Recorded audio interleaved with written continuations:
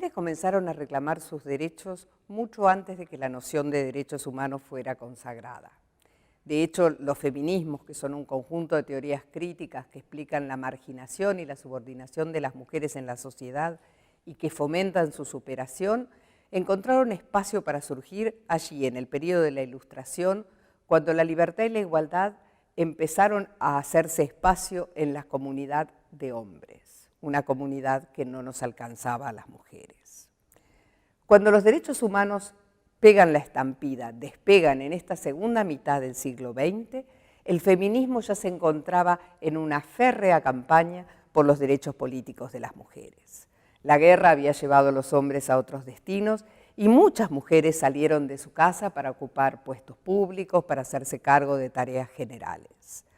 La explicación más importante de por qué las mujeres en el 45 ya estaban reclamando sus derechos antes de que los derechos humanos existieran formalmente, la da la propia Carta de Naciones Unidas, que cuando habla de discriminación pone la causal sexo antes que la raza o la religión, que de algún modo habían sido las causas más importantes de discriminación durante la Segunda Guerra Mundial.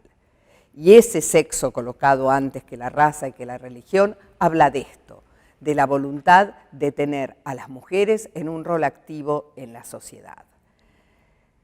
Como se ve, los derechos de las mujeres tienen muchos más y muchos menos. Yo les propongo un vuelo sobre este derecho internacional de los derechos humanos con eje en los derechos de nosotras, las mujeres. En la segunda mitad del siglo XX, los derechos humanos aparecen para cambiar el modo de relación entre el Estado y las personas que se encuentran bajo su jurisdicción. Esto quiere decir las que están al alcance de la ley del Estado, de los jueces del Estado y de los funcionarios públicos del Estado. La idea era que el Estado tiene el deber de proteger la libertad y la dignidad de todas las personas en condiciones de igualdad y sin discriminación, y que además es internacionalmente responsable por las violaciones a esos derechos cuando no las repara adecuadamente. La novedad de esta noción de derechos humanos, que se parece a algunas que hubo en el pasado, pero que no es igual, está dada por la igualdad. La idea de que todos somos iguales. Y esta es una idea que viene consagrada por el derecho, no por la realidad. No hay nada más distinto que dos personas. Cada uno de nosotros es un único, por miles de motivos, por situación social, por clima, por herencia genética, todos somos distintos del de al lado. Sin embargo, en la noción de derechos humanos, el derecho como herramienta sirve para que todos estemos colocados en el mismo nivel para ser titulares de derechos. Esta noción de igualdad como una noción muy innovadora dentro del reconocimiento de los derechos de las personas es la que se expresa en la vocación universalista de los instrumentos de derechos humanos. Toda persona tiene derecho a, nadie puede ser objeto de. Ese todos, nadie, son vocablos muy amplios en los cuales todos nos encontramos comprendidos. Sin embargo, a poco de andar, era claro que todos no quería decir todos o todas para todo el mundo. Y hubo que empezar a hacer distancia, a hacer diferencia, a buscar alguna protección más específica. Es así como las normas sobre el derecho internacional de los derechos humanos de las mujeres lo que hacen es constatar una serie de prácticas discriminatorias que vienen enraizadas culturalmente y que se expresan en las leyes, en las instituciones, en la forma de vida de los pueblos y que causan esa disparidad, esa inequidad, esa desigualdad. Estas normas lo que hacen es reescribir todos los derechos humanos en cabeza de mujer. Decir que las mujeres tenemos derecho a la vida, a la igualdad, a la integridad, a la libertad de locomoción, a la libertad de pensamiento, etc. Y al hacer esto, lo que se supone que las normas ayudan es a colocarnos en el mismo nivel en el que están los hombres. Estas normas sobre el derecho internacional de los derechos humanos de las mujeres son normas que proveen un marco conceptual adecuado para que cada una de nosotras pueda desarrollar su vida. Dos son los conjuntos normativos, los tratados, como se dice normalmente, que tratan de los derechos humanos de las mujeres. Uno es la Convención sobre la Eliminación de todas las formas de discriminación contra la mujer, que es una convención universal adoptada por Naciones Unidas en 1979, y la otra es una convención regional del sistema interamericano, la Convención para la Prevención, Sanción y Erradicación de la Violencia contra la Mujer, la Convención de Belém do Pará de 1994. Las dos juntas, y en Argentina rigen las dos juntas forman un cuerpo normativo que es muy exhaustivo para permitir que puedan adecuarse no solamente las leyes, sino también las formas de vida, las instituciones en la Argentina, de modo que cada una de nosotras pueda tener la totalidad de sus derechos. La Convención de la CEDAW, esta de Naciones Unidas de 1979, trata de lograr una igualdad real frente a las igualdades formales que son descritas por las normas. Eso que hablábamos hace un rato de que el todos no nos incluía. Esa convención define la discriminación contra la mujer como toda forma de exclusión, restricción, que tenga por objeto o por resultado el menoscabo o el anular los derechos humanos de los que es titular una mujer en relación con aquellos de los que es titular un hombre. Esta discriminación contra la mujer se entiende también en el ámbito universal, incluyendo la violencia contra la mujer. Es muy difícil explicar que se ejerza la violencia sobre un sujeto, en este caso las mujeres, sin poder entender que esto es así, porque existe una tolerancia a ese tipo de comportamiento y porque socialmente está aceptado o estaba aceptado que esto fuera así. La Convención de la CEDAW, esta que fue adoptada bajo los auspicios de las Naciones Unidas, les impone a los estados la revisión de la totalidad de su legislación de modo de adecuarla a los derechos humanos de las mujeres. Y esta es una adecuación que no solamente parte de reconocer la existencia de los derechos, sino también de poner a disposición de las mujeres mecanismos para poder reclamar por esos derechos. Algunos ejemplos en la Argentina son la ley que derogó la figura del adulterio, que hacía una distinción inaceptable entre las condiciones que imponía a la mujer y al hombre. La ley que derogó el avenimiento, que era algo que estaba previsto en el Código Penal y que permitía que una mujer perdonara a quien la había atacado en su integridad sexual. También la ley que incluye al femicidio como una forma agravada de homicidio, no solamente por el vínculo de hecho o de derecho, sino también por cuestiones de violencia doméstica. Las normas de la Convención de la CEDAW, además de garantizar una revisión de todo el derecho que ya existe, le imponen al Estado la obligación de adoptar medidas de modo que cada mujer pueda encontrar oportunidades más reales para ejercer sus derechos. Esto es lo que se llama la política de igualdad de oportunidades, una política que exige no solamente que existan leyes, sino también que exista una clara voluntad política para implementar esas leyes y que puedan modificarse criterios culturales, que puedan cambiarse patrones de conducta, que puedan superarse estereotipos y prejuicios en esta desigual relación de poder que tenemos las mujeres y los hombres. La Convención también tiene una herramienta muy propia, que son ciertas medidas especiales que pueden tomarse para tratar de que las mujeres que no nos encontramos todos los días en el mismo pie de igualdad que los hombres, podamos ser ayudadas en el camino para llegar a esa igualdad. Estas medidas especiales de carácter temporal, acciones afirmativas, políticas de cuota o de cupo, tienden a hacer más corta la brecha para llegar a la igualdad y tienen un valor pedagógico claro, ¿no? Es como esa persona que se rompió una pierna y que tiene que empezar a trabajar nuevamente la caminada con muletas. Llega un momento en que esas muletas las puede dejar y puede seguir caminando solo. Bueno, las leyes de cupo hacen esto, nos ayudan a caminar y instalan una pedagogía de la igualdad. La ley de cupo femenino en el Parlamento en la Argentina es un ejemplo de esto. Las normas de la CEDAW también tienen en cuenta el reprimir, o sea, declarar prohibidas y conductas reprimibles la prostitución forzada y la trata de personas, entre otras tantas situaciones.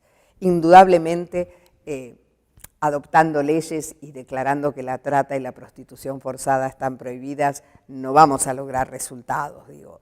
Esto requiere, como todo lo que acabamos de decir, claras voluntades, requiere voluntad de implementar, requiere cambios culturales, pero requiere también algunas otras medidas de contexto, como elevar los índices de calidad de vida de la gente, disminuir los umbrales de la pobreza, terminar con la corrupción de los funcionarios públicos, dos situaciones que son realmente funcionales a que la trata de personas, especialmente la trata de mujeres en este caso, y la prostitución forzada puedan hacer camino.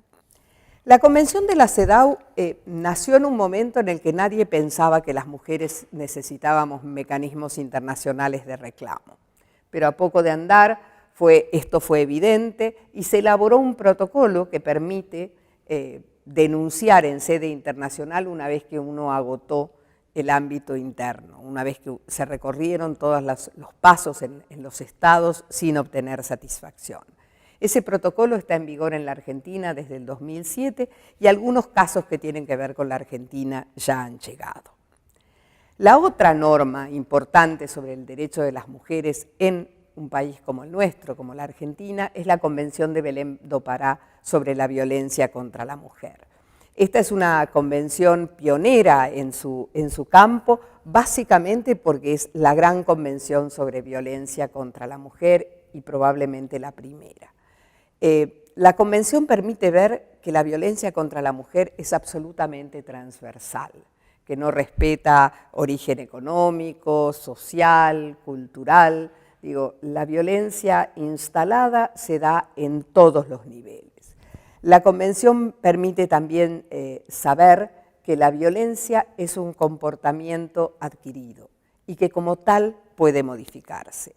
Las políticas de tratamiento de la violencia tienen que ser políticas integrales. Una mujer víctima de violencia es una mujer que trasciende, cuya dolencia trasciende su propia persona. Agredir a una mujer es agredir a una familia, es agredir a una sociedad. El tratamiento de la violencia contra la mujer tiene que ser un tratamiento integral en el cual el Estado tiene que tomar un papel activo, aun cuando todos seamos conscientes de que son actores privados, son aquellos miembros del entorno más íntimo, más próximo de una mujer, quienes son normalmente los responsables de esa violencia.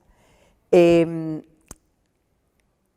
materia de tratamiento de la violencia, la Convención de Belém do Pará tiene una cantidad de obligaciones a cargo de los estados, como comprometerse a erradicar la violencia, adoptar medidas, tratar adecuadamente los casos de violencia, y tiene una muy especial que es lo que se llama el deber de debida diligencia. Un deber que lo coloca al Estado en situación de tomar razón de cómo es el contexto en el cual esta violencia se va a dar. Uno de los casos más paradigmáticos del deber de debida diligencia se ha dado en una situación colectiva que se produjo en Ciudad Juárez, México, hace unos años, una zona en la que el Estado había estado medianamente ausente, una ciudad muy próxima al límite con los Estados Unidos, en el cual la población era básicamente una población transitoria, sin producción local, sin fuentes de trabajo local más que un trabajo de servicios, en el cual las muchachas, en general las muchachas jóvenes, lograban empleo por sueldos muy magros, muy inferiores al que hubiera podido cobrar un varón en su lugar. En ese contexto comenzaron a darse prácticas de desaparición y de muerte de estas muchachas. Y cuando el caso llegó a mayores y hubo que llevarlo ante los órganos del sistema interamericano, la Corte Interamericana da una sentencia que es conocida como el caso de Campo Algodonero, porque allí en ese campo se encontraron los cadáveres. La Corte le atribuye a México la omisión en el ejercicio de ese deber de debida diligencia, básicamente porque dice que el Estado sabía de los riesgos que corrían las muchachas en esa zona, Sabía que esos riesgos eran riesgos ciertos y, sin embargo, no tomó las medidas adecuadas para prevenir la ocurrencia de esos hechos. Entiéndase bien, no estoy diciendo que la Corte le haya imputado al Estado que sus funcionarios mataron a las jóvenes. Lo que la Corte le dice al Estado, y esto es lo importante, es que el Estado estaba en una situación distinta que el resto de las personas particulares para poder tratar este caso, y no lo hizo. Nosotros tenemos algunas normas sobre protección contra la violencia familiar, tenemos una norma que tiene que ver con esto del año 94, del mismo año de la Convención de Belém do Pará. Y básicamente esta norma, que es una norma de alcance nacional, lo que trata es de aplicar Belém do Pará en el ámbito de la República Argentina.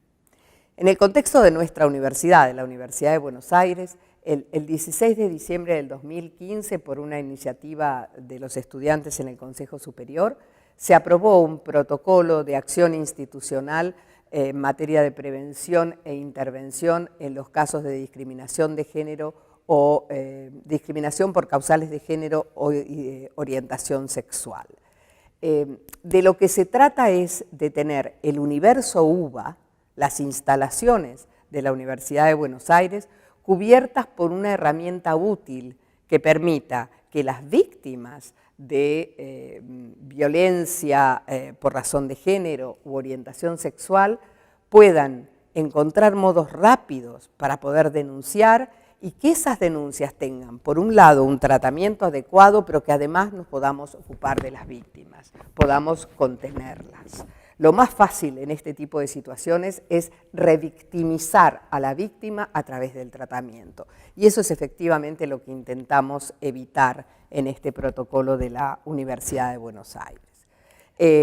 Se supone que en cada una de las 13 facultades de la UBA va a haber algún punto focal que va a estar encargado de esto y que en el conjunto de las 13 facultades y las otras instalaciones de la UBA habrá posibilidad de dar un principio de seguimiento legal, asistencial y médico, incluyendo lo psicológico si fuera necesario. El protocolo, como acabo de decirles, no solamente se detiene en la discriminación por género, sino también por la orientación sexual. Y aunque no estemos exactamente en el mismo universo, sí es bueno decir que por la vigencia de los derechos humanos y ese principio novedoso de igualdad del que les hablaba al principio, es importante que cada uno de nosotros tenga plena autonomía para poder hacer la opción de identidad de género o identidad sexual que mejor le acomode a su plan de vida. Esto que la Argentina sancionó con una ley en el 2012 y que venía por encima de una ley anterior, de 2 años anterior, del 2010, sobre matrimonio igualitario, es básicamente la consagración del principio de igualdad que tiene no solo la Constitución, sino también los tratados internacionales. Digo, las normas no cambian la realidad. La realidad se produce por las acciones de las personas como todos nosotros. Lo que hacen las normas es tratar de darle una regulación a esa realidad de manera de que cada uno de nosotros pueda desarrollar su vida de un modo más íntegro y más pleno. Uno podría hablar mucho tiempo sobre este tema, pero en realidad no lo tenemos. Lo que sí me parece que es importante para cerrar es que, por un lado, constatemos que la neutralidad no es buena amiga de estos temas. Nadie que se diga neutro respeta acabadamente los derechos humanos de una persona. Cuando los derechos humanos son violados, son violentados, son desconocidos, es bueno olvidar la neutralidad. El segundo aspecto es que este es un ámbito en el cual las normas son sumamente invasivas. La mayoría de las violaciones de los derechos de las mujeres y de los derechos de los colectivos LGBTI se producen en ámbitos que no son públicos y que no son llevados a cabo las conductas por funcionarios públicos. Son los actores privados los que están involucrados. Estas son normas que entran a las casas, que entran a los comedores, a los dormitorios. Estas son normas que han transformado algo que por años, antes de que estos derechos humanos existieran, se decían relaciones privadas, en delitos. Pegarle a un niño, pegarle a una mujer, ya no es una relación privada, es un delito.